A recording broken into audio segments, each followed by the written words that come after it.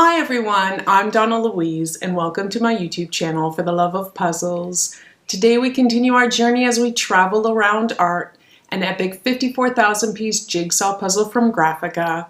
If you haven't seen the other videos I've released in this series, I'll leave all the links in the description below. I suggest you watch at least the unboxing video just to get an overview of the entire jigsaw puzzle. Today, we are going to complete the last along the floor section. So this is bag 23, which is section 25. And what I mean by along the floor, it has the molding at the bottom and always has other items. There was people and children and kitty cats. This one has a stack of suitcases, an ornate table, and a bust on top of it. Just beautiful. These sections are really quite fun and enjoyable to build. They tend to be easier, about 8 to 10 hours.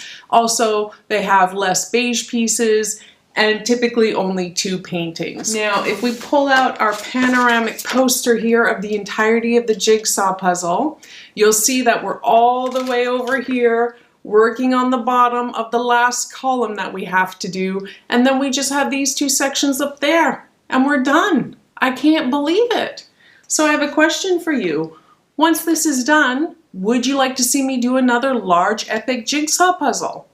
Do you enjoy the speed puzzling? Would you like to definitely see me do a lot more of that? What type of content would you like to see on the channel? I mean, I love puzzling. I do this for me as well as for you because you enjoy watching the videos. So I want to make sure that you continue to enjoy my content. So let me know. Leave your feedback below. I love to hear from you. But for now, and for the love of puzzles, let's get to work on bag 23, which is section 25, as we travel around art. There are only 2 paintings in this section of the puzzle.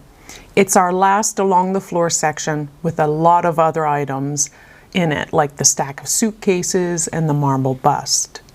The first painting is by an artist we've not yet seen in this jigsaw puzzle, Jean-Honoré Fragonard, one of the foremost French painters of the Rococo style, also known as late Baroque. This is an exceptionally ornamental and theatrical style of architecture, art, and decoration, which combines symmetry, scrolling curves, gilding, white and pastel colors, sculpted molding, and trompe-l'œil frescoes. Trompe-l'œil translates, it means to trick the eye.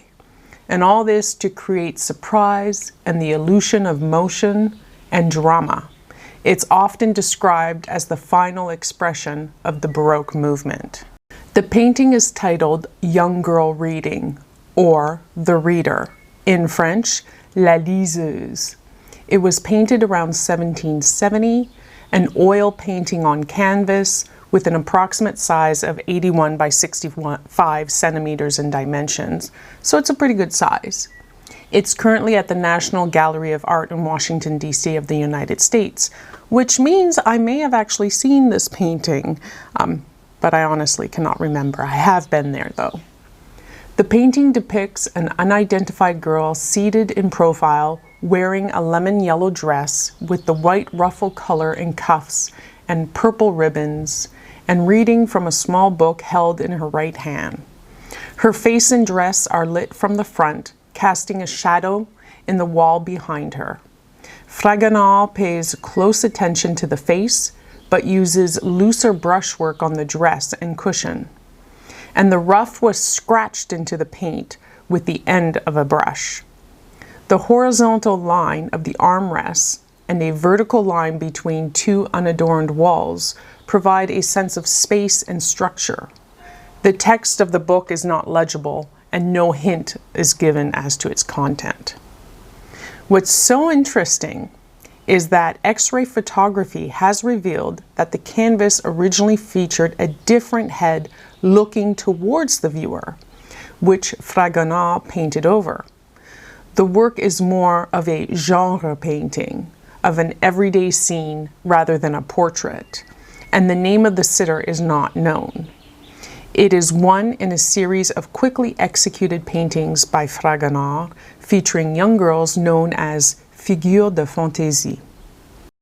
The second painting in this section of the puzzle is another by Claude Monet, and it's titled Woman in the Garden, or even more specifically, Jean-Marguerite Le Cadre in the Garden. In French, those names would be Femme au jardin or Jean-Marguerite Le Cadre au jardin.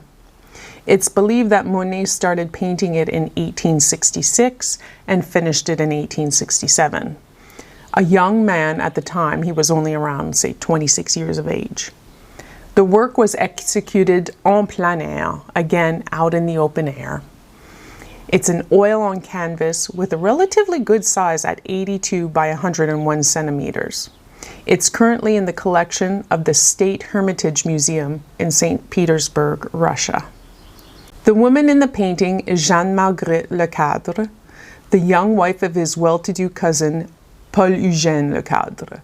They lived at Le Havre and had a country house, which was called Le Coteau, in nearby Sainte-Adresse, and we've discussed Sainte-Adresse previously. In the garden of which the painting was made during a short visit. Now, X-ray analysis has revealed that it was actually painted over a previous picture. Now, it's quite interesting that both paintings in this section of the puzzle were repaints, if you wish, but I do think that was quite common for artists to do and may well still be the case. I wasn't able to find an image of the X-ray online, unfortunately, as I did with the other painting. The style of the painting is quite composed and detailed, unlike the typically impressionist works for which Monet was later acclaimed. Three principal objects, Jean-Marguerite, the central flowering rose bush in the bed of bright red flowers, and the flowering bush on the right, provided an ordered structure, and Jean-Marguerite's bright white dress contrasts vividly with the reds, pinks, and greens of the garden plants and trees.